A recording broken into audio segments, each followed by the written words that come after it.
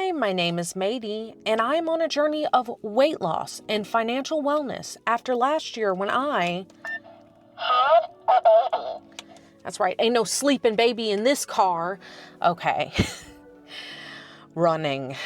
Running is an old enemy of mine. I shouldn't say it like that, but I have run / jogged / walked. I'm gonna say run, but just know it's jogging and walking are included in that. I've done this challenge once, and admittedly, it was pretty inspirational. It's one of my better performing videos on the channel. However, I weighed a lot less than I do now. A lot less. I was in significantly better shape. It was right before I got pregnant. Running could have been what got me pregnant, other than Henry. Okay, too far, matey. Sorry, matey. Regardless, I have always been that person. There's totally a cat back there. Okay, I'm so sorry. I have always been that person where if I'm running, you run too, because I'm running away from something. Something's coming. But some part of me would like to change that. Running is great exercise. It's fast. It's efficient. Like, I'm all about that. And yes, you got to put on running shoes, but I'm all for the other parts of it, being fast and efficient. I just, it's kind of my white whale, I've always wanted to run a 5K. Are we doing that in this video? Absolutely not. No, we are not. Brother, gross. We are going to run / jog / walk. Sorry, my fingers are taped together. My pinky finger's been hurting. I'm fine. I'm not injured. We're going to do one of 3 of those things every day for a month. I mean, I haven't posted this video. I could still back out. No, I already told y'all I was going to do it. So I do want this video to be at least a little bit educational to my fellow girly pops out there who are trying to learn how to run themselves. I also think the margin for error and for injury when you're trying to run for the first time can be kind of high. So much like last time, I did go and get essentially a running consultation. It's been 2 years, not a full 2 years, but almost 2 years since I've last ran. And I just want to make sure I'm doing things right. And shockingly, I managed to get the same personal trainer I got last time. His name was Andrew. Shout out to Andrew. Andrew's never going to see this. Regardless, it was funny though. I called the same place and they're like, do you want the same person you had last time? And I was like, oh, he's still there. So I consulted with good old Andy, and he helped me out. I wanted to film in there, but unfortunately I was running 5 minutes late. I feel like that's such a mom thing, being chronically 5 minutes late, but I was only 5 minutes late because my life is falling apart as we know it. I'm only slightly exaggerating. I'm going to talk about that a little bit more at the end, in case you're just here for the education and to watch me run. However, yeah, I was a little bit late, and so basically I was going to work up the courage to ask him to film me while I was in there, and alas, I was apparently supposed to sign something if I wanted that, and we did not have time. We were in the middle of the session.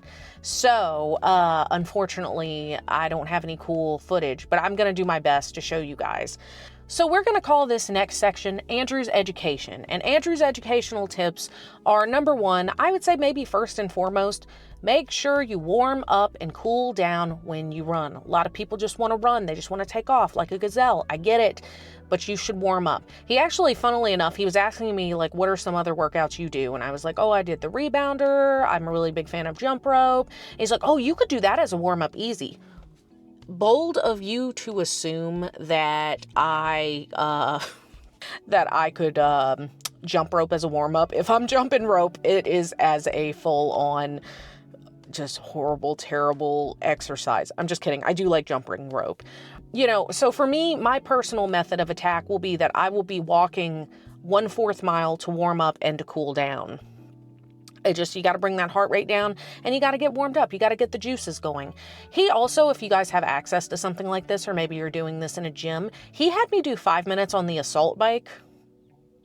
It's an accurate name for it. And so we also did various, you know, calf type of exercises. Just, I don't really know why. I'm not an expert, but like, you know, calf lifts. We did things like that. I think to also look at your, you know, strength, flexibility. He had me pulling one of those sled thingies, the things you load the weights on. So that was pretty cool. The big thing, though, that you need to remember when it comes to warming up and cooling down, because I'm the girly pop who's Googling, like, should I stretch before or after?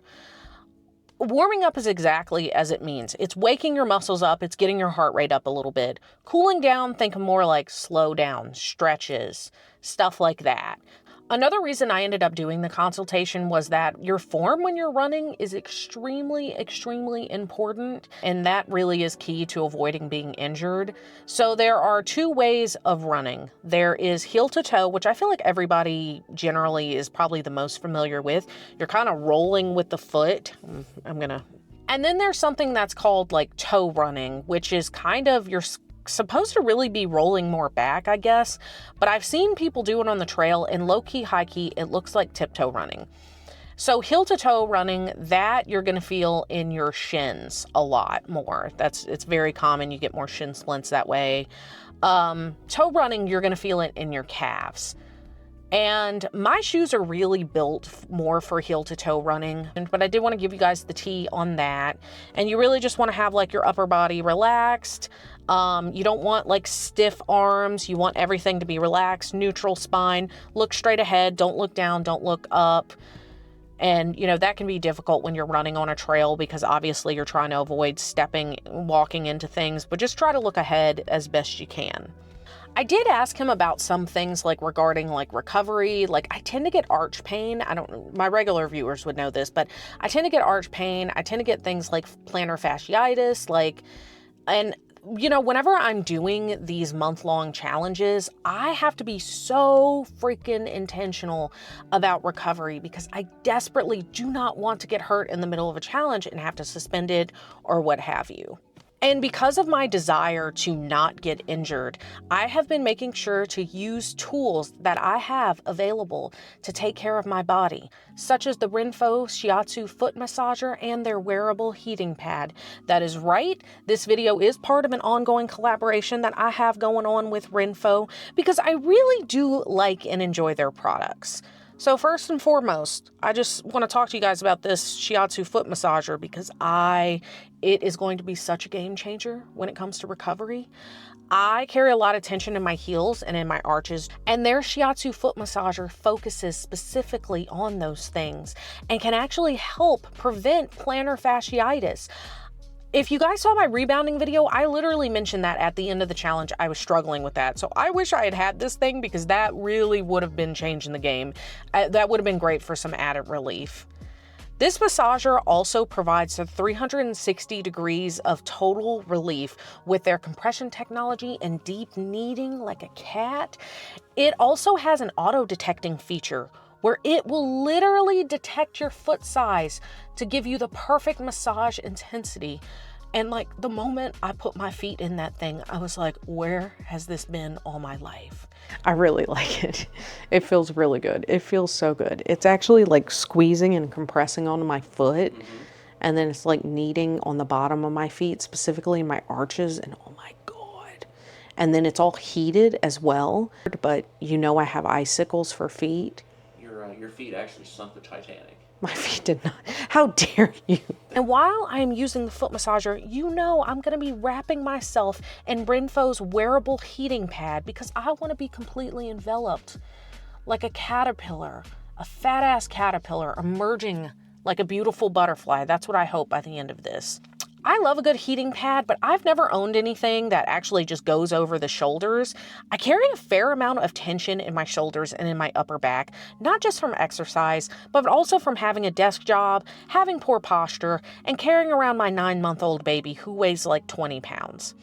I actually love how this thing provides decent coverage because I feel like the other ones on the market that I have seen and looked into purchasing before, they like barely cover the shoulders. This thing feels like a weighted shawl. Emphasis on weighted because it is weighted by beads and we love anything weighted. It feels like a warm hug. I love it and it provides all the coverage. It's made with a soft flannel fabric, and it's even machine washable because, you know, as a busy mother, I am a huge fan of convenience. I love convenience. I live by convenience. It feels like a pet on my shoulders, but I mean that in the best possible way. And then I really like that it ties so that, like, if I'm kind of moving around, it won't just kind of flop off. Right. And then last but certainly not least, both the wearable heating pad and their shiatsu foot massager are HSA and FSA eligible. So if you live in the States, you could essentially get these for free. I mean, I know that's not how those work, but like I have an FSA, so like it feels free in the moment, and we love that. I also feel like these would make great gifts for Mother's Day and Father's Day. My stepdad works 12-plus-hour shifts at a factory job, so I know a foot massager like this would be a perfect gift for him. And my mother-in-law, she is chronically cold, so I think she would love a wearable heating pad, something to drape over the shoulders, feel nice and cozy. So if you are interested in getting your very own foot massager or wearable heating pad from Renpho, please click my link. That's my link in the description and in the pinned comment down below. And thank you so much to Renpho for sponsoring this video.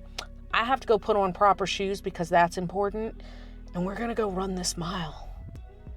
Okay, I'm not ready, but I have no choice because I already told you guys I'd do it.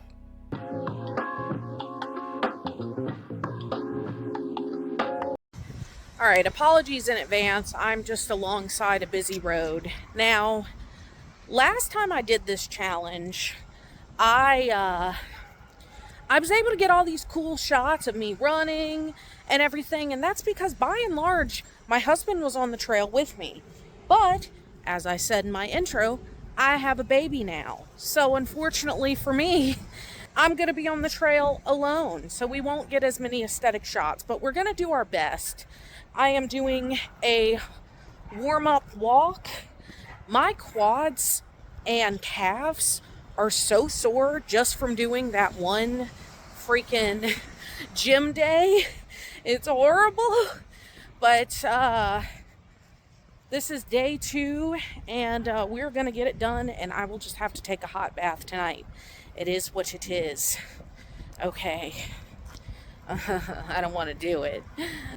Real quick, while we're still warming up, I did want to tell you guys what my goals are. My ultimate goal is to just move my tush 1 mile a day. I do have a walking pad, so on days where I'm taking it a little easier, it'll just be a brisk walk.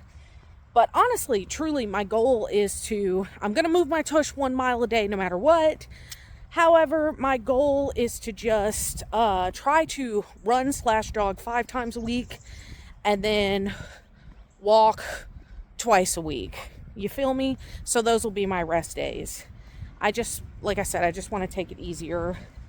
So that's goal number 1. Goal number 2 would be to beat the time that I set earlier this year when I was doing the PT test. I'm going to put the time on the screen. That is goal number 2. And goal number 3 is to get sub a 15-minute mile. I know to a lot of people that's brisk walking pace, but apparently that's debatable because I've heard people argue both ways. But yeah, I would be very happy if I got sub 15-minute mile, maybe even sub 14-minute. All right. We are at the mile marker and we are about to run. Send your usual prayers. I'm going to need them.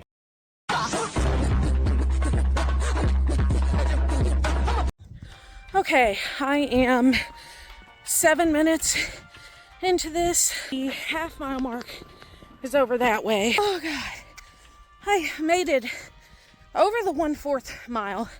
I'm going at a glacial pace. I just need y'all to know. Like, I'm in jogging stance, but I'm going very slowly.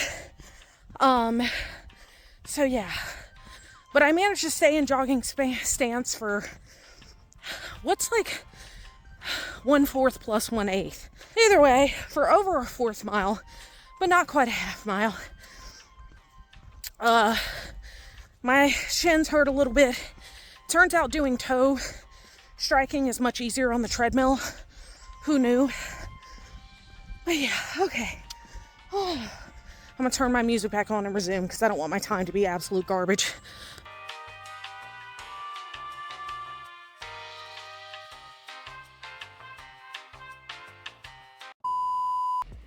All right, welcome to the outro, aka if you are here, you are a real one, because this is a chatty video. I did not mean for it to be, but it is.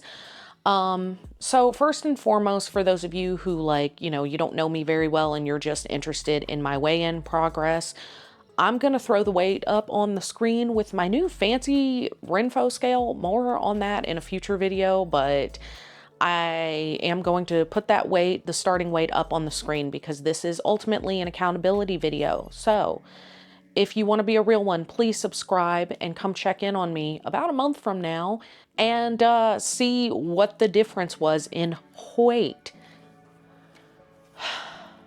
Now, for those of you who are subscribed, you might notice that that weight is a good bit more than the last time I weighed in on the channel, and there are some reasons for that.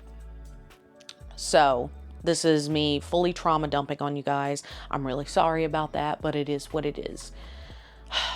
First and foremost, I'm just going to get into why the weight is heavier, and then I'll talk about some other stuff. First of all, last week, I got a call from my mom telling me that my great aunt is in the hospital. Now, my great aunt, I was pretty close with her. Actually, out of anybody in my extended family, I would say I'm the closest with her. Our family's very splintered apart. We're not close at all. We don't do family reunions or anything like that. I don't know, just nobody cares to. It's a little sad. I really like that my husband's family actually is a lot closer.